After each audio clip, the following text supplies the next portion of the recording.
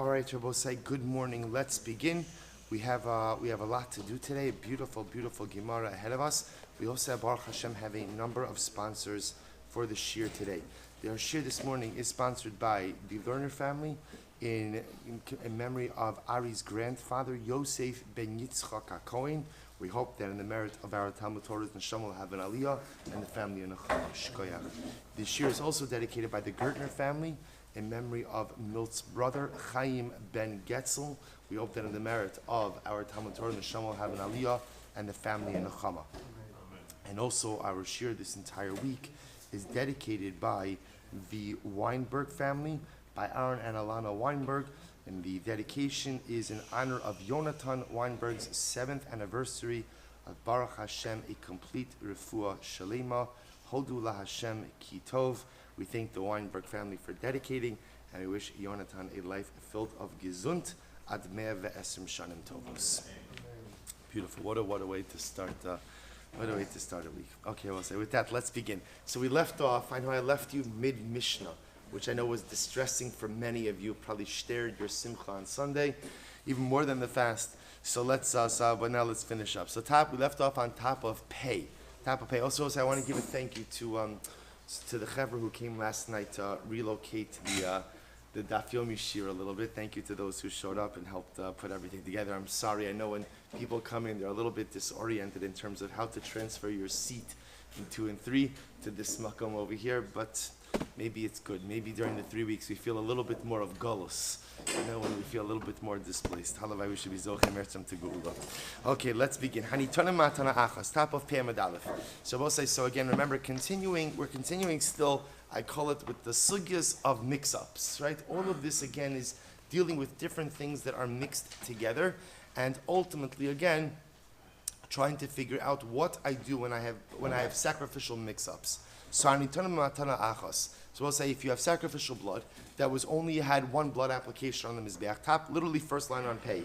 So we'll say different types of sacrificial blood, but all had a common denominator in that all ultimately, again, all of them had only one blood application. So what's the halacha? So we'll say, so again, this is a little bit of an easier case. Why? Because halacha l'maisa, there's only one blood application. So even though, again, halacha l'maisa, all of them ultimately, each of them might have a little bit of each of them have a different din of a carbon, but because they all have one blood application, therefore again, you do one blood application on the mizbeach. Matan arba matan arba. Similarly, again, if you have one type of sacrificial blood that had 4 blood applications, which I will say normally means on all 4 corners, that got mixed in with other forms of blood which had 4 applications on all 4 corners, then again, yinasnu b'matan arba. Ultimately, again, not a problem. We just make 4 blood applications of the mixtures. Matan arba v'matan achas. So let's listen to this.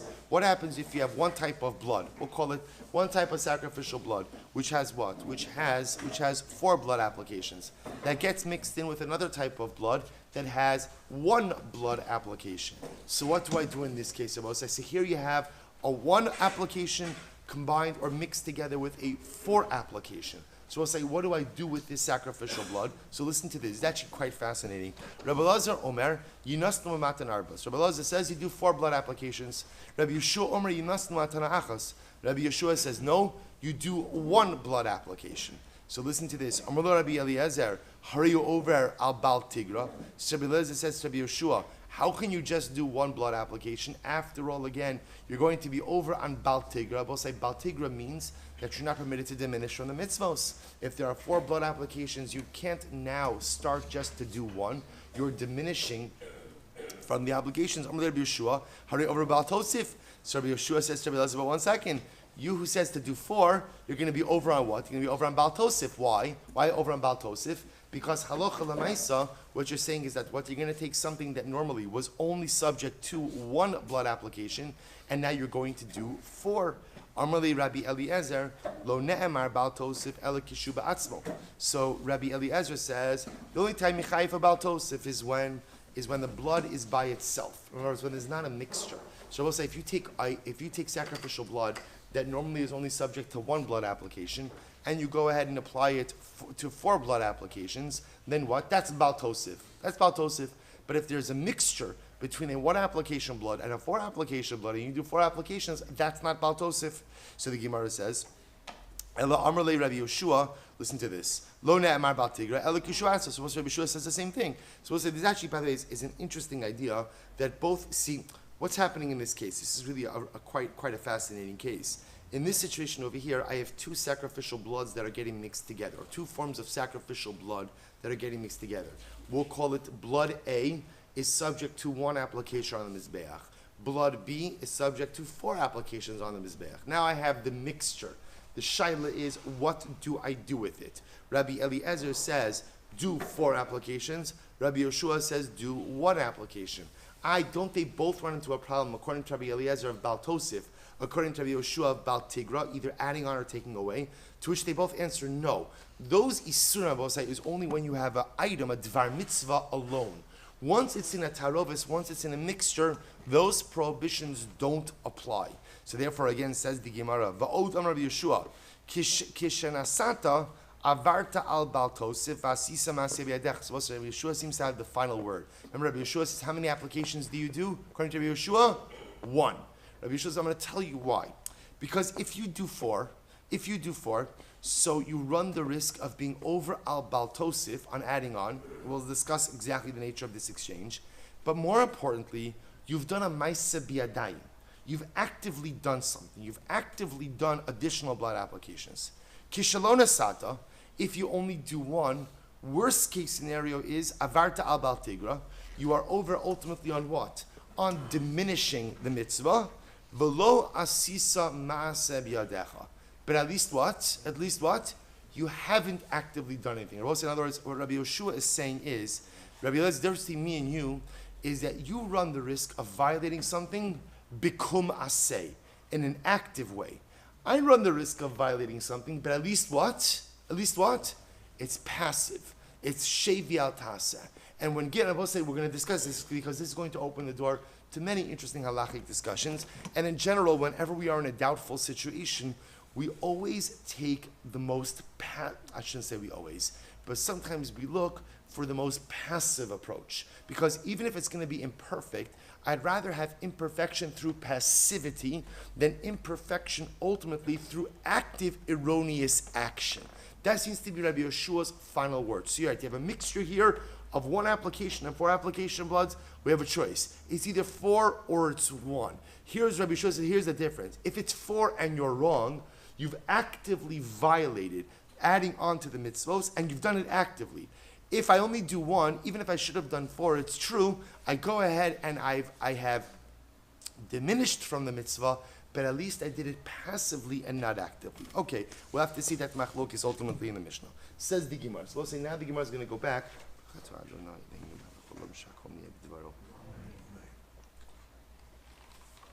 Now the Gemara is going to go back and actually focus on the first case of the Mishnah, which was the case ultimately again of kosos, where you have different cups of sacrificial blood which got mixed together.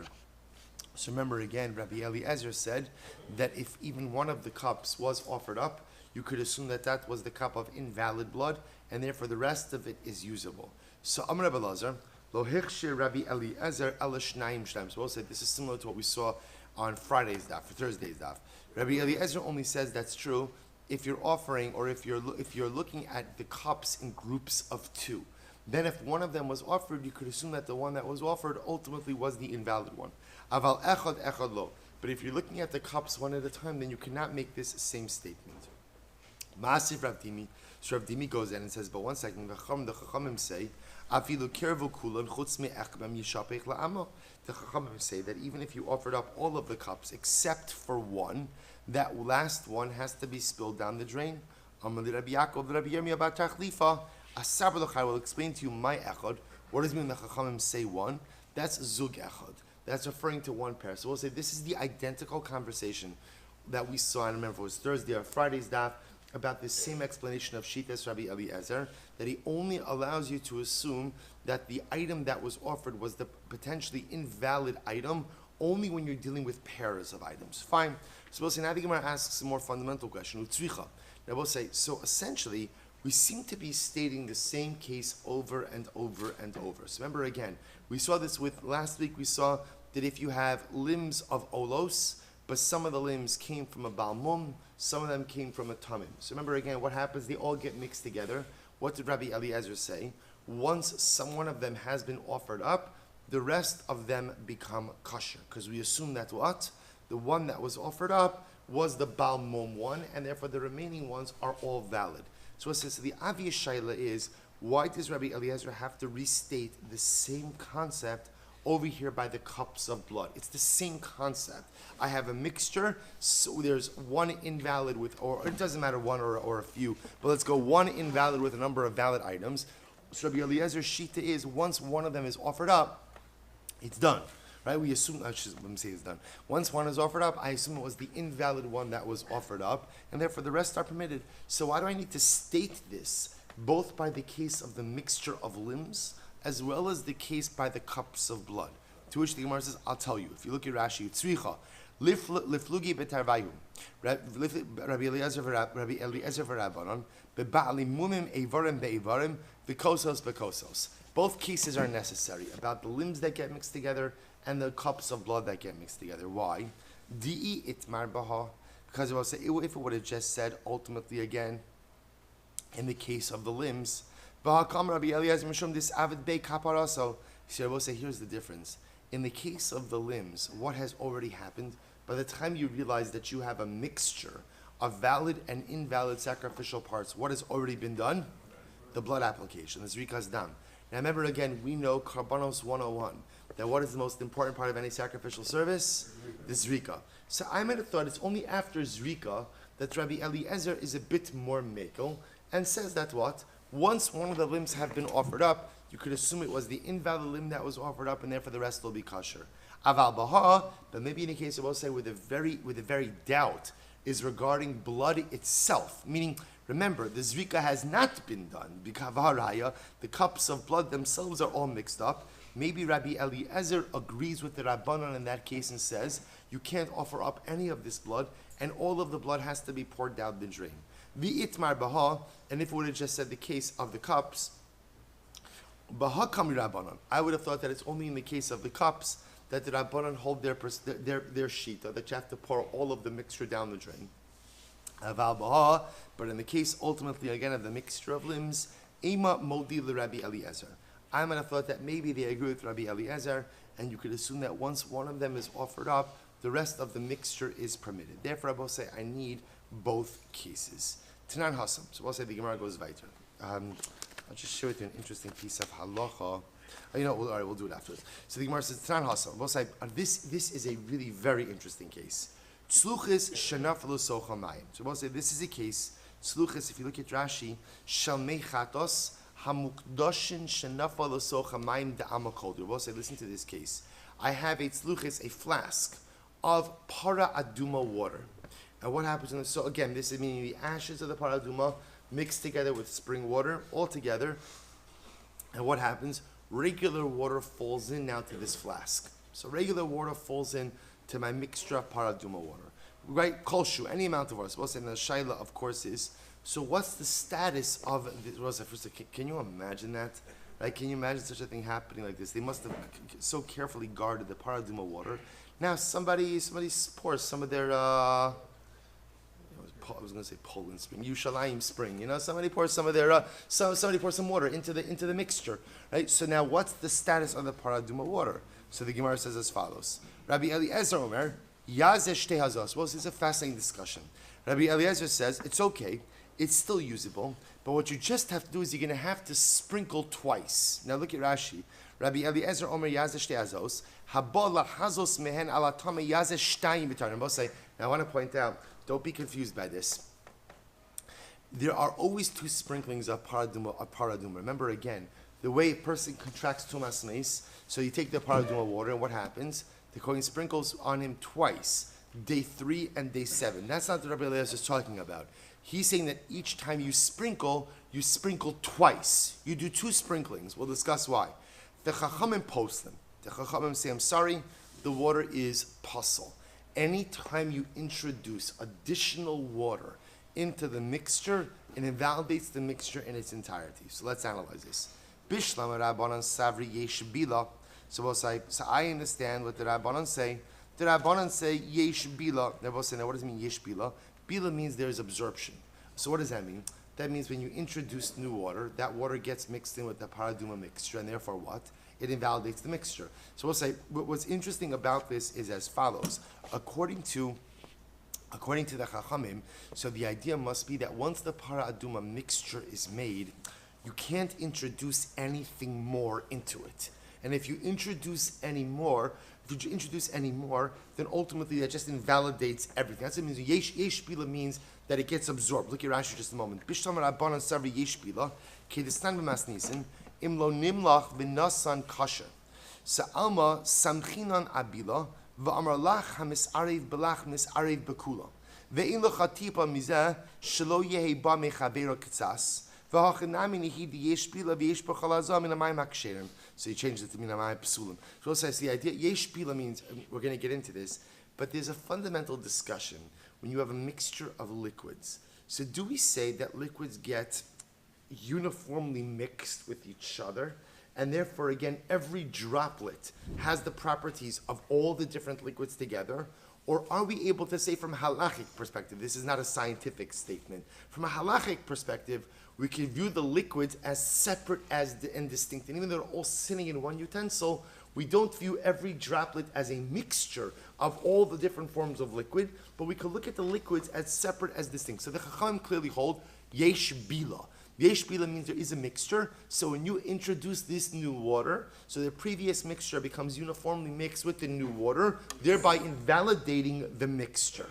But what do the Chachamim say? I'm sorry, that's the Bishlam Rabbanan of Yesh Bila. Furthermore, they say, V'hazah tzricha shir.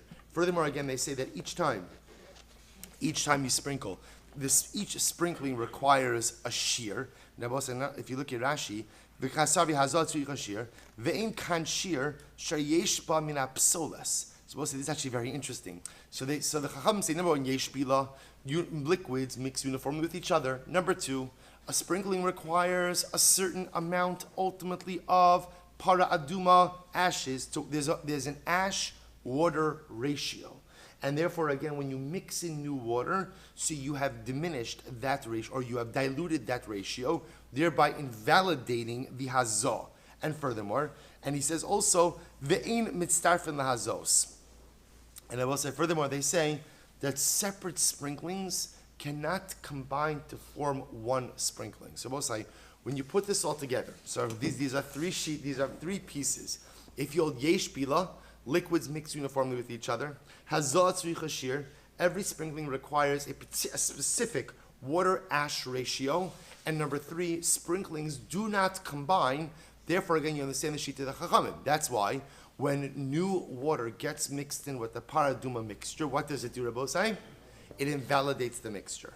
El Rabbi Eliezer my kasaras. We'll say, you have to agree. Gemaras like this are very exciting because we'll say in one little piece over here, you find three different principles coalescing. Yesh bila, hazah tzricha shir, and ein hazaos mitztarfos. And all three, it's amazing. All three of these pieces coalesce to form one cohesive sheet of the Rabbanan. But El Rabbi Eliezer my kasavar. What does Rabbi Eliezer hold? So watch this. Ika savra in bila. See if you say that he holds that, I will say that liquids do not uniformly mix together, which I will say if you hold in bila, then again, what that could mean is what? That even when water falls into the paraduma mixture, some way, somehow, you could still get a pure paraduma water part without getting the new water in it. Okay, however that works. If you hold in bila, ki mazesh te'azos ma'havi. So if you hold in bila, why would Rabbi Eliezer require two sprinklings? Because we'll say, remember again, just logically, why would he be requiring two sprinklings, Rabbi say? Why would he? Why two? Make sure you get a shear. Correct, because the assumption would be, I'm not going to get the requisite shear in one, but I'll get the requisite shear in two. So if he holds ein bila, then you don't need two, because the water doesn't mix uniformly with each other. So if ein bila, my Dilma tarvayu maya kamazi. Because I will say, remember again, if you hold ein bila, then it's possible that even if he's going to do two azos, then maybe what? Maybe both of them will be what? the new, we'll call it alien water, right? The new additional water, because I'll say, again, remember, we don't assume that anything uniformly mixed together. Furthermore, again, Ela Kasava Yesh Bila. So Rabbi Eliezer must hold that there is Bila, that in fact liquids uniformly mix with each other. I Kasava in Hazot Tzricha. And if he holds that halacha lemaisa, that there will say there is no shear for hazah. In other words, there is no shear for hazah. Rather, whatever you sprinkle is good, which will say seems to mean that it doesn't necessarily have to be a particular water-ash ratio, not in the making of the water, but in the sprinkling of the water. Then lam lishte hazos. Then again, why do I need two different sprinklings? Ela kasavar hazot tzricha shear. Rather, he also has to hold that what? That Azar requires a shear. And if ultimately, again, you hold, if you say Rabbi Eliezer holds that different sprinklings do not combine with each other, then ki mazeshte hazos my havi. The Rabbi say, even if he goes in and he sprinkles twice, then what good will that do? V'inami mitztarfin lahazos miyemar demali leishura. And even if you say that the hazos combine together, then what? Then ultimately, again, who says that they will combine together to form the requisite shita? So bottom line is we have difficulty understanding the shita of Rabbi Eliezer. The Rabbanan, I totally get. The Rabbanan say, when water falls into the mixture of paraduma, then what happens, Rabbi say? What happens to the water? Invalid. It's possible. And again, that's based on the three principles. They hold yesh bila, water mixes uniformly with each other. Number two, haza'at tzricha shir, there is a requisite amount. And number three, ein haza'os mitztarfos, sprinklings do not combine. So when you put those three things together, I uniformly understand the shita of the Rabbanan. The problem is we don't understand the shita of Rabbi Eliezer. So I will say now we're going to advance a number of different interpretations, ultimately again on the shita of Rabbi Eliezer. So watch this. Amar Reish Lakish. So we'll say three different approaches. Reish Lakish, Rabbi Ravashi, in understanding the shita of Rabbi Eliezer. Watch this. Amar Reish Lakish. Liolam yesh bila. So Reish Lakish says, you're right, Rabbi Eliezer subscribes to the concept of bila, which means that ultimately what? The water liquids mix uniformly with each other. And therefore what? Va'azah tzricha shir. And there is a requisite amount for azah. V'hocha ma'askin, what's the case here about saying? Kigon shenis arvu achos ba'achos. We'll say this is amazing. So now what it's saying over here is how much water got mixed in. Exactly one measure of water for one measure of new water corresponding to one measure of paraduma water. Which we'll say is another way of saying that if you do two hazos, then what? You will use up all of the water in the mixture. So now this is quite beautiful. If I'm going to use up all the water in the mixture, then I understand Rabbi Eliezer shita. Rabbi Eliezer is going to say yesh bila, waters mix uniformly with each other. Haza'at tzricha shir, right? Sprinkling requires shear, and he would also have to say that haza'os mitztarfos, right? That sprinklings mix together. So beautiful. Then I will say if I do two sprinklings, then I know what? I've gotten the paraduma water, right? Whether I got it the first time, whether I got it the second time, or whether I got it through a mixture or a combination of the two, I got the paraduma water. But how do I know that?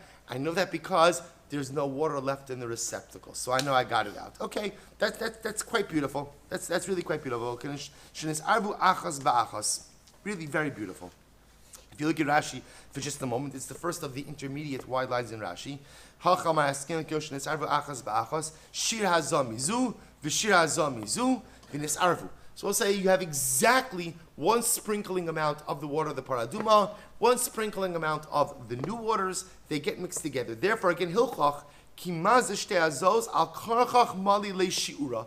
Therefore, I will say again, this by the way, life is beautiful with a shita like this. Life is beautiful because I know I've covered my bases. Hazos mitztarfos, yesh bila, yesh shir, the water's gone, I know I'm good. That's Reish Lakish.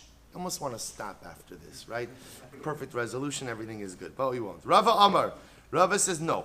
Li'olam yesh bila. Yes, I also agree that Rabbi Eliezer holds yesh bila, which means also what? Liquids mixed together uniformly. V'hazah in tzricha shir. Furthermore, again, so I will say now, Rava holds that according to Rabbi Eliezer, hazah in tzricha shir. Hazah does not require a shir. Listen to this. And I will say now, watch this.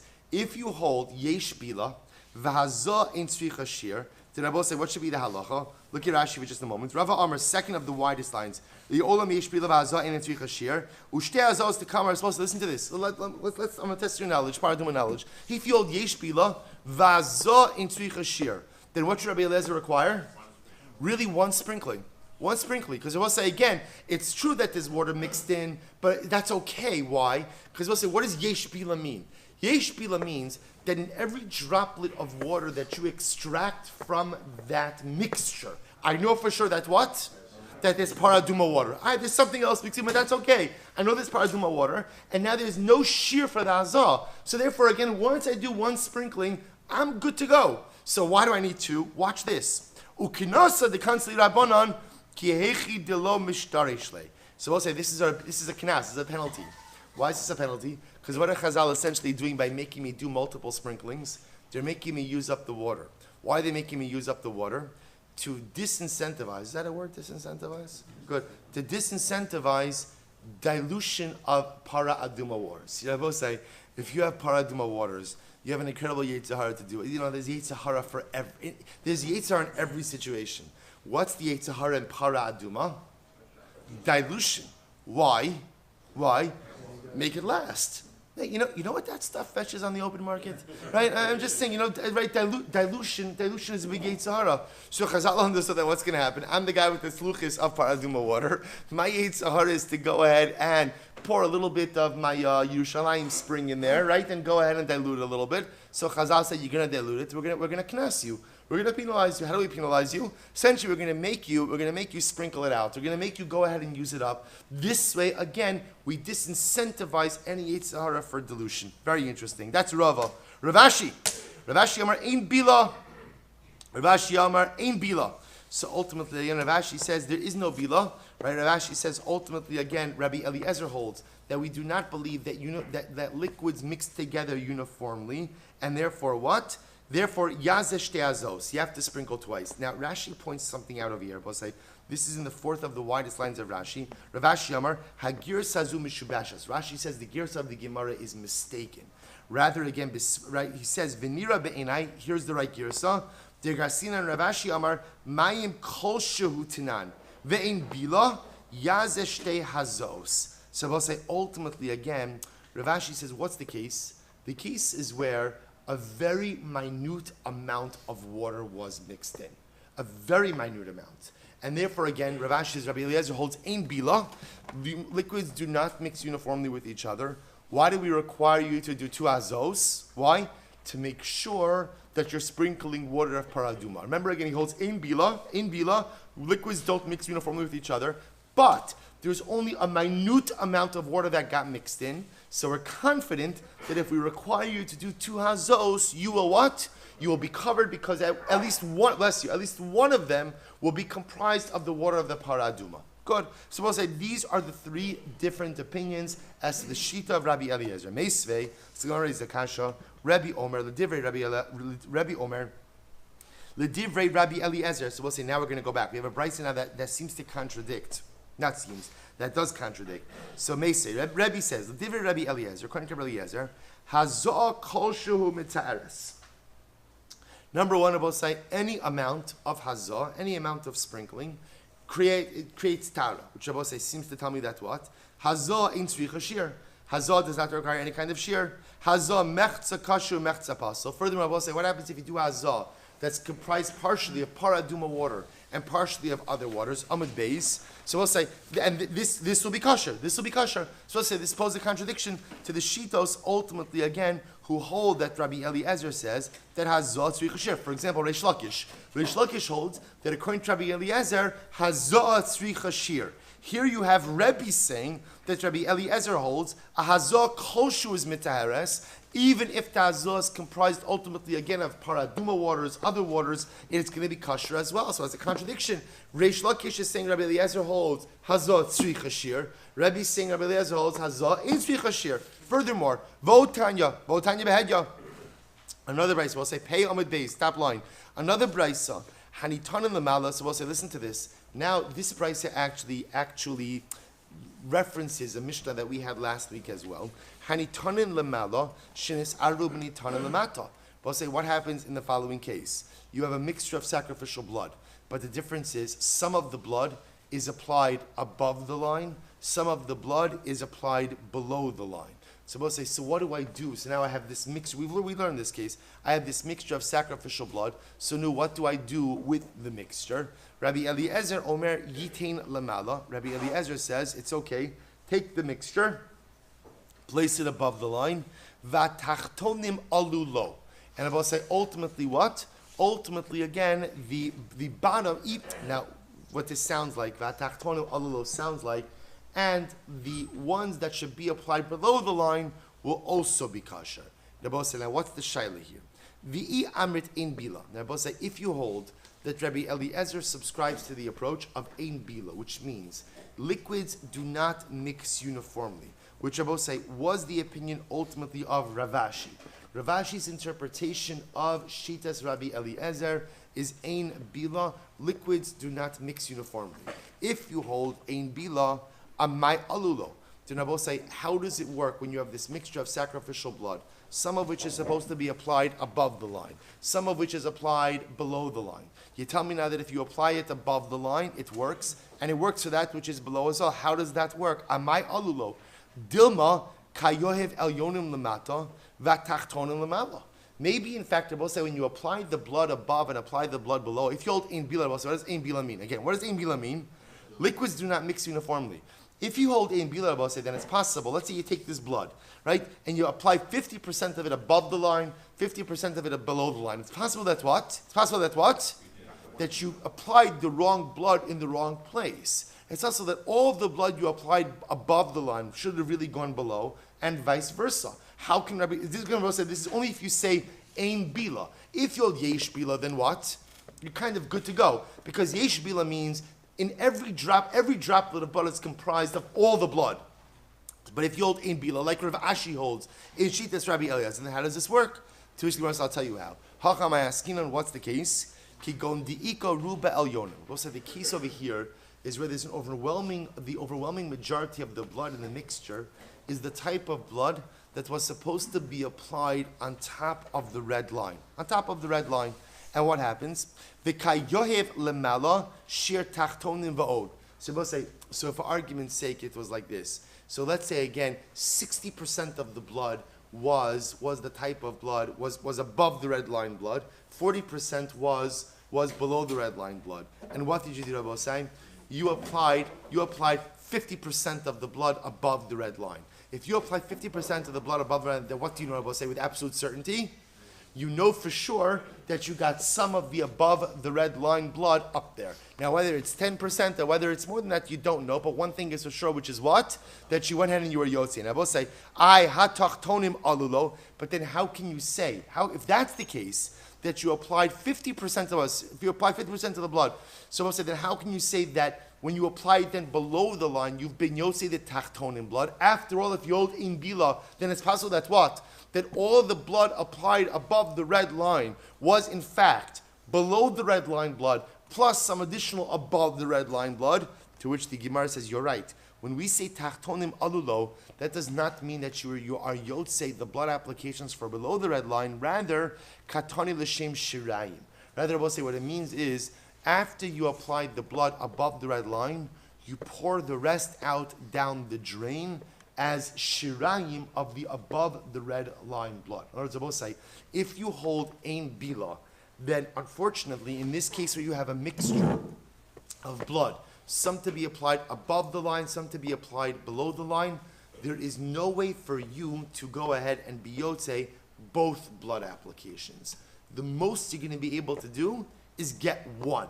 So Chazal are telling me, and again, I want to be clear, this is only if you hold ein bila. If you hold yesh bila, all of this is much easier to resolve. But if you hold ein bila, essentially you'll apply some amount which guarantees that you're getting above the red line blood in the mixture. You apply it above the red line, you're out of luck for the blood below the red line, and you pour out the rest as shirayim. Incredible.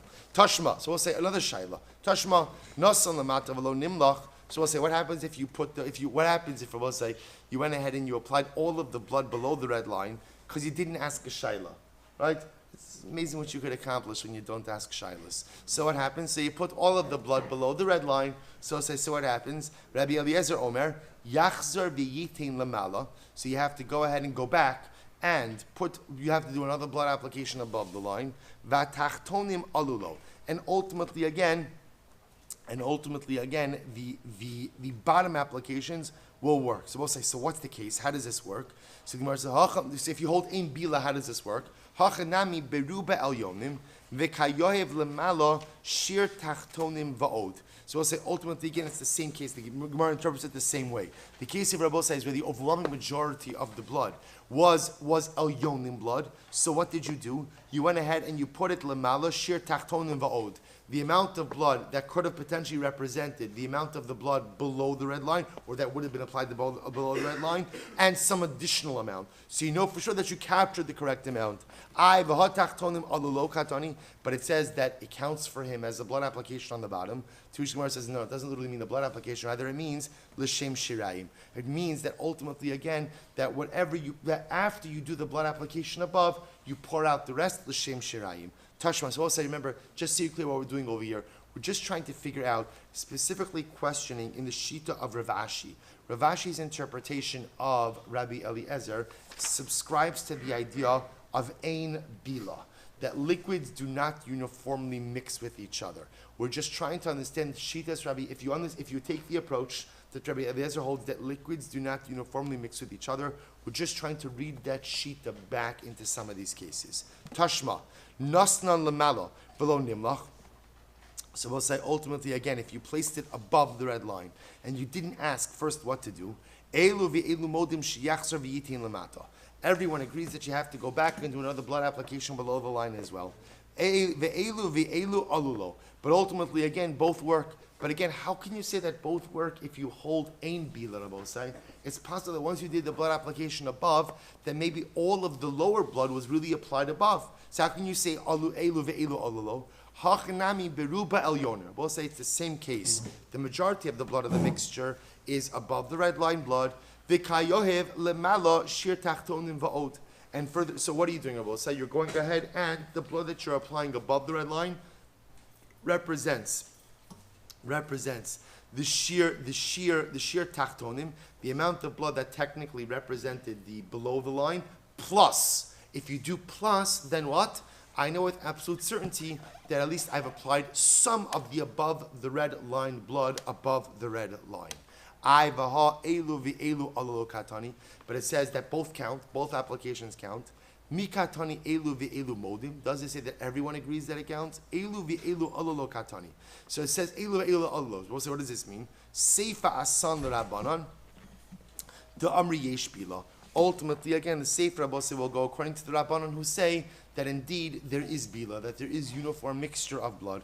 Tashma, hanitanim matana achas, shenis arvu, benitana bimatana achas. Yinasnu b'matana achas. We'll say now the Gemara quotes from, it's a brisa that's actually reflective of our Mishnah.